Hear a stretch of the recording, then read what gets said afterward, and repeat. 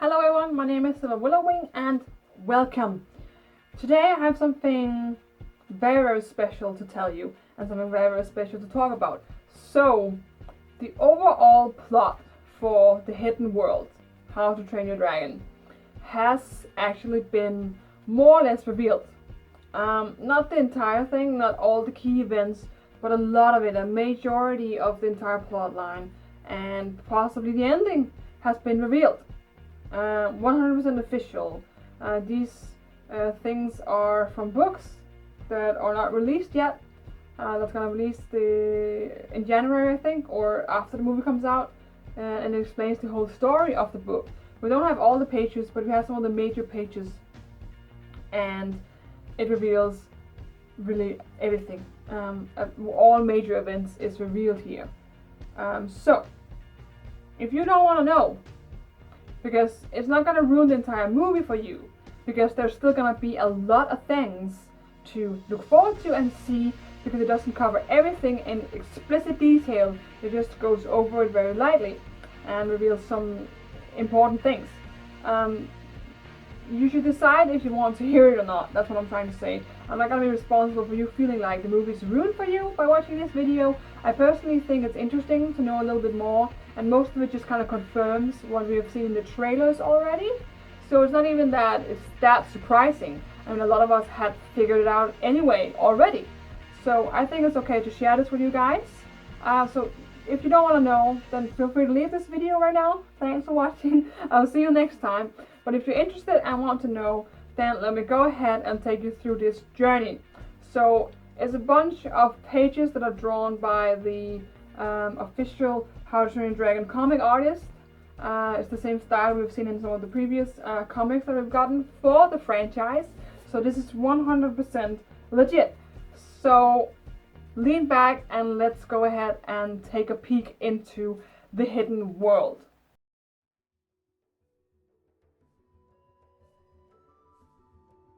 Recently we learned of the Crimson Gourd Gutter and the Hobgobbler. We dragon riders first met these new dragons on a mission to rescue dragons from trappers. Trappers are people who still live in the old world. The one from before I proved that dragons and humans could and should be friends. When Grimmel found Berk, I knew that the Vikings and the dragons had to leave. It wasn't safe to stay anymore. My father had told me about a legendary place far away where dragons could be safe, a hidden world. With Toothless leading the way for the dragons and the Vikings of Berk, we set off to find it. There are some people out there even worse than the trappers. Hunters like Grimmel who live for the thrill of the hunt, especially of rare dragons like the Night Fury. But Grimmel cannot do this without the help of another type of dragon that the Vikings of Berk had never seen before. The Death Gripper. Death Grippers are armored dragons with red underbellies and pincers instead of front legs. They also have venom. A small dose of a Death Gripper's venom will make a dragon calm and obedient, and a larger dose can kill a dragon. Grimmel's plan was to capture Toothless and deliver him to greedy warlords who wanted to build a dragon army. If they had Toothless, the alpha dragon of Berk, all the other dragons would follow. So Grimmel planted a trap on Berk in the form of a beautiful dragon controlled by a small dose of Death Gripper venom. Toothless found her in the woods and carefully approached to help her. She warned him of a nearby trap and the two were instantly connected. Toothless wanted to know more about the mysterious new dragon. Astrid named her Light Fury because she looked like a Night Fury but with white scales.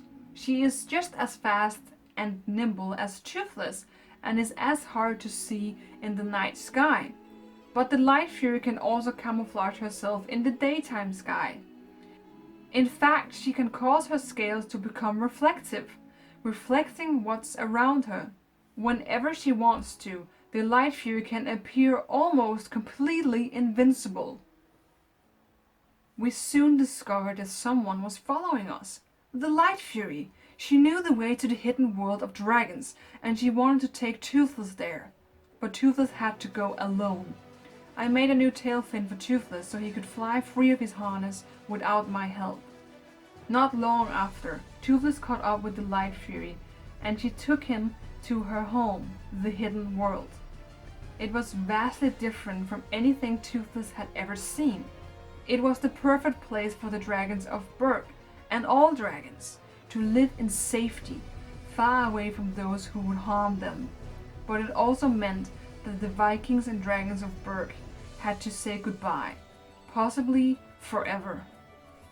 Years later, we found out that Toothless and the Light Fury had babies called Nightlights, and as far as we know, the dragons still live peacefully and freely in the hidden world. Legend says that when the ground quakes or lava spews from the earth, it's the dragons letting us know they're still there, waiting for us to figure out how to get along. The world believes the dragons are gone, if they ever existed at all, but Bergians know otherwise, and will guard the secret until the time comes when dragons can return in peace.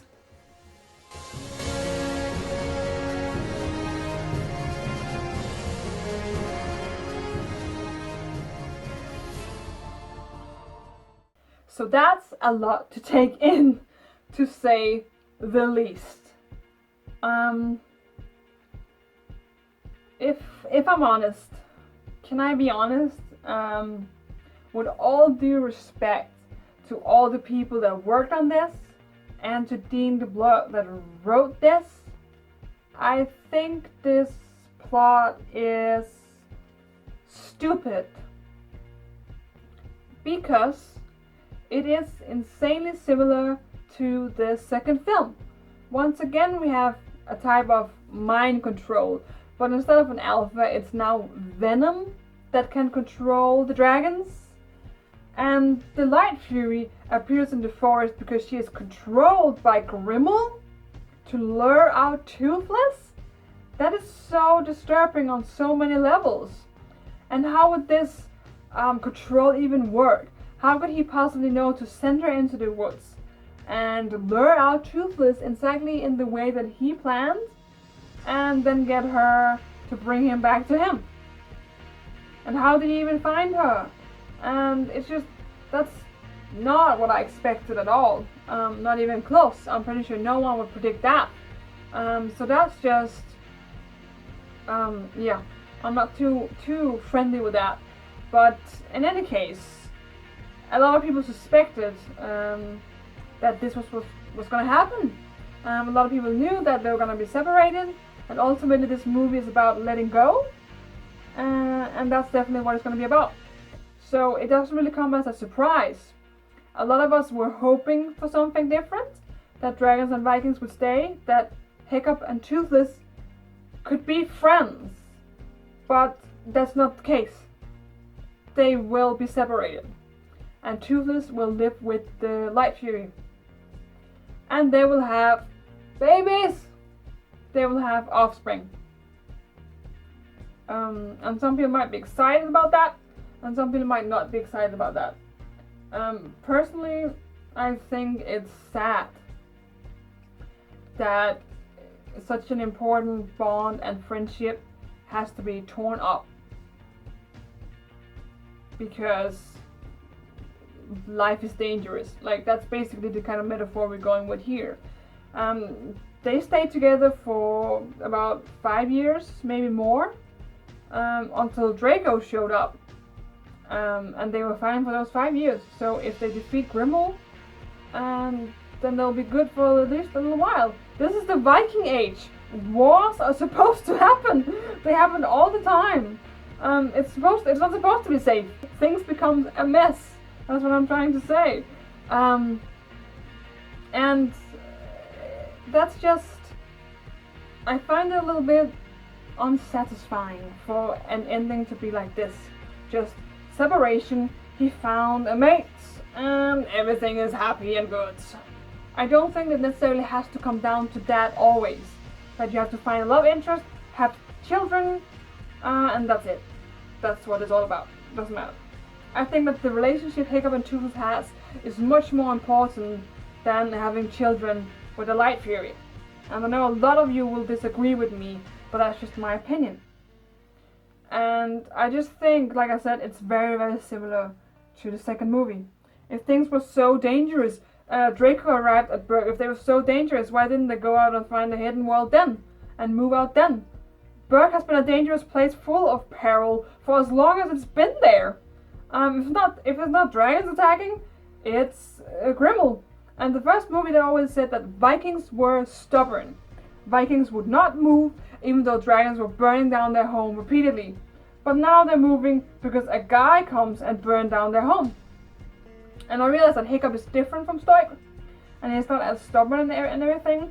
But wouldn't some of the Vikings oppose to it? I mean, the overall concept is a little bit confusing to me. And it's not what I expected from the third movie. And it comes across as very generic. Very something we've seen before. That you find someone to fall in love with, and then they're free. This is Spirit, the Stallion of Cimarron, all over again. Spirit, the Stallion of Cimarron is a story about a wild horse that gets captured and stays in captivity for a long time. And then he makes friends with a single human who treats him well, and they stay together for a while, and he gets to ride him. And then he eventually says that you should not be here, you should be free. And he releases Spirit together with a mate he found, which was the human's horse originally. And they run off together, and they are a couple, and they run home, and they are with the other horses. This is the exact same story.